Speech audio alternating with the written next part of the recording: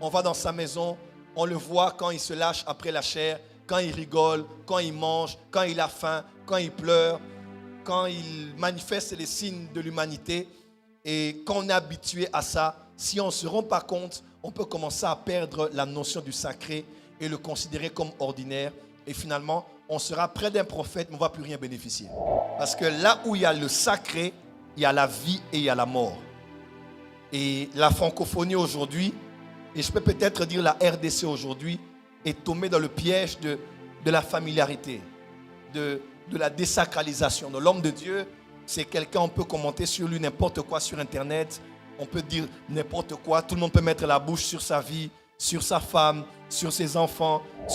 Donc l'homme de Dieu est la parfaite combinaison de l'humain et du divin. Voilà pourquoi il faut faire très attention. Dieu m'a fait la grâce d'être le père spirituel du pasteur Dani Nyemweke, mon assistante. Je n'ai jamais vu quelqu'un me respecter dans cette église comme elle. Elle est l'une des premières personnes. Elle n'entre pas dans mon bureau n'importe quand, ne m'appelle pas n'importe quand. Elle est mon assistante pourtant. Sinon, vous allez voir, maintenant, Dieu commence à m'amener beaucoup ailleurs. Oh, Daddy, maintenant, depuis qu'il est marié, maintenant, là, il part. Maintenant, ça n'a rien à voir avec maman. La personne même qui la pousse à aller en France, là, c'est moi. Elle aime rester ici.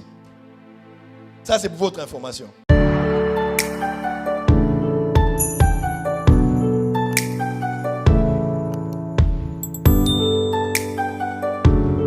On ne sait pas gérer le prophète et l'onction prophétique. On est tellement habitué, on le courtoie tellement, on assiste tellement au service. Pour certains, on est un peu plus proche de lui. On va dans sa maison, on le voit quand il se lâche après la chair, quand il rigole, quand il mange, quand il a faim, quand il pleure, quand il manifeste les signes de l'humanité. Et quand on est habitué à ça, si on ne se rend pas compte, on peut commencer à perdre la notion du sacré et le considérer comme ordinaire. Et finalement, on sera près d'un prophète, mais on ne va plus rien bénéficier.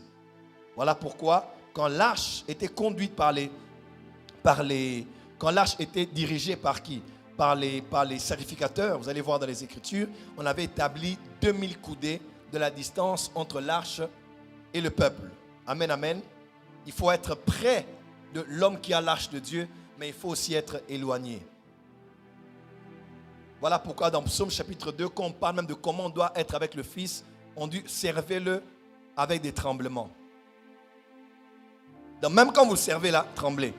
Même quand vous approchez là où on le sert sa nourriture, tremblez. Parce que là où il y a le sacré, il y a la vie et il y a la mort.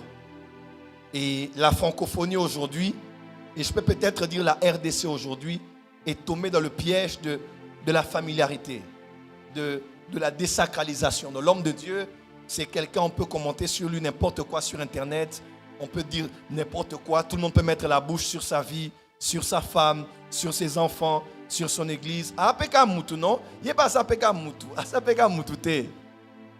homme, c'est un homme, mais un prophète, c'est un homme de Dieu. L'expression homme de Dieu dans l'Ancien Testament était réservée à deux catégories d'êtres. Un, à l'ange.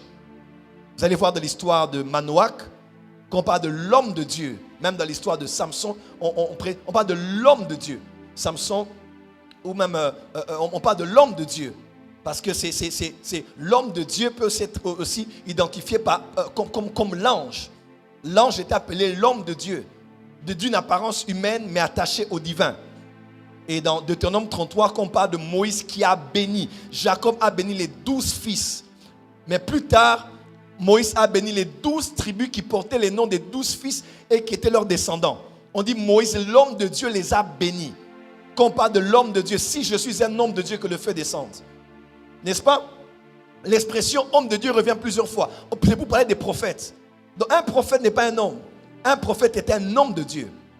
Donc il est pleinement homme et pleinement Dieu.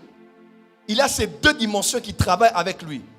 Il peut se fâcher comme Élisée et il parle. C'est le tempérament fâché qui s'est manifesté. Mais quand il a parlé, les ours peuvent sortir et tuer des enfants.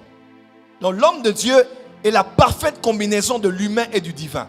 Voilà pourquoi il faut faire très attention. Généralement, c'est ceux qui sont les plus proches. Leur mari, si elle est prophétesse. Leur femme, s'il est prophète. Ceux qui connaissent ses faiblesses, son humanité, ses erreurs, ses péchés. À la fin, ce sont leurs enfants. Et plus tard, ce sont leurs plus proches collaborateurs. Ceux qui viennent à la maison, ceux qui vont entre au bureau, ceux qui les rapprochent, les protocoles, généralement les gens les plus proches, ou les collaborateurs. Vous allez voir, c'est souvent ces gens-là en première ligne, sans parler du peuple qui les côtoie, qui généralement, je répète bien, qui généralement perdent la notion du sacré.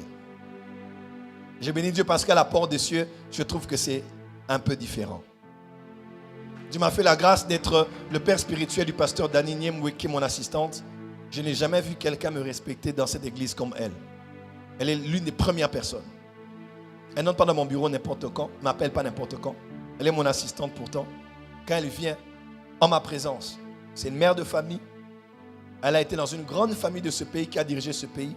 Elle est proche du chef de l'État et de sa femme actuellement. Mais quand elle vient, elle est à genoux. Papa, mon père.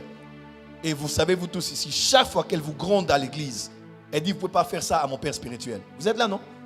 Si Daddy entend ça, il va se fâcher. Vous ne pouvez pas faire ça là où Daddy est et vous blaguez avec ça.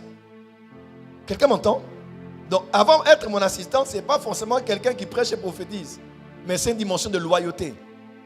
Une dimension du cœur de quelqu'un qui porte le fardeau du travail. Pasteur Dani n'est pas ici, mais elle est ici. Allez dans les groupes des pasteurs, vous allez voir. Elle s'occupe de tout et de tout. Et cette femme-là, cette année, le Dieu que je sers va la bénir. Le Dieu que je sers va l'élever. Cette année, pas arrêté, ou même présidentielle, cette année-là, le Dieu que nous prions durant ce quinquennat va honorer cette femme. Et ce qu'elle fait pour moi, elle fait avec tous les hommes de Dieu. Elle respecte les hommes de Dieu. Et pourtant, qu'est-ce qu'elle ne connaît pas de leur vie? Qu'est-ce qu'elle ne connaît pas de leurs péchés? Qu'est-ce qu'elle ne connaît pas de leurs faiblesses? Mais chaque fois qu'elle est face à une chose pareille, elle va couvrir cela. Église du Congo, église de la francophonie, église du Kinshasa, église de la porte des cieux. N'oubliez pas de faire la ligne de démarcation. Ne vous habituez pas au prophétique.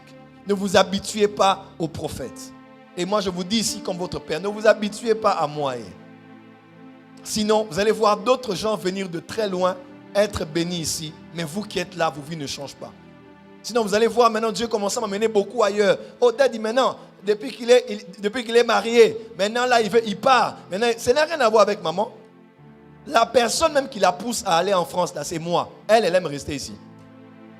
Ça, c'est pour votre information. Les gens pensent que, oh vraiment, on veut le sortir de sa vision. Depuis qu'il a épousé maman Simiane, c'est maintenant elle qui l'amène en France comme elle est française. Non.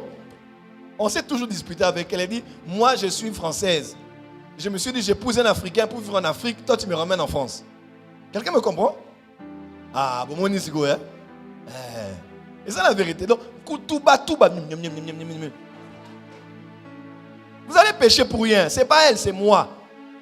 Parce que je suis pasteur de 2 églises. Je suis apôtre d'une grande communauté des églises, mais je suis pasteur principal ici et à Paris. Donc quand je vais aussi là-bas, c'est pour faire avancer le travail et étendre la map parce que c'est aussi la phase dans laquelle Dieu m'emmène. Donc ce n'est pas elle qui me dit qu'on va en France. Non, non. C'est moi. Je dis, il faut qu'on rentre à l'église là-bas. Sinon, Dieu va commencer à dire, ok, comme vous n'aimez pas mon prophète, vous n'acceptez pas le don de Dieu, je l'envoie ailleurs. Quelqu'un me suit? Donc faites un effort, peuple de Dieu. Même les mamans, quand vous recevez des pasteurs à la maison, ne vous habituez pas. Quand un homme de Dieu vient chez toi, ne dis pas Aïs Goliath. Il vient encore manger, viens manger. Même s'il vient manger, fais-le manger.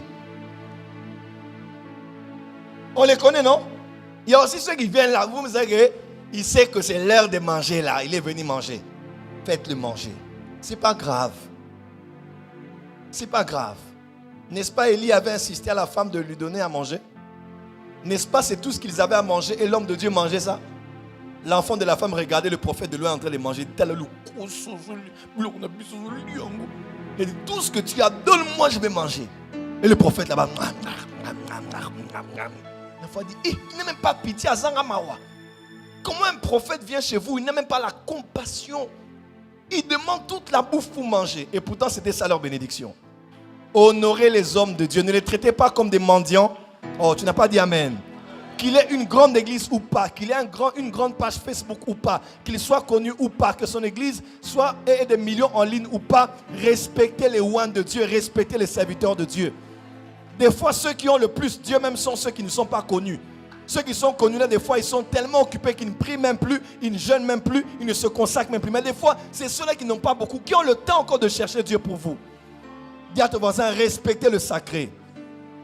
Dis à ton voisin, respecte le prophétique.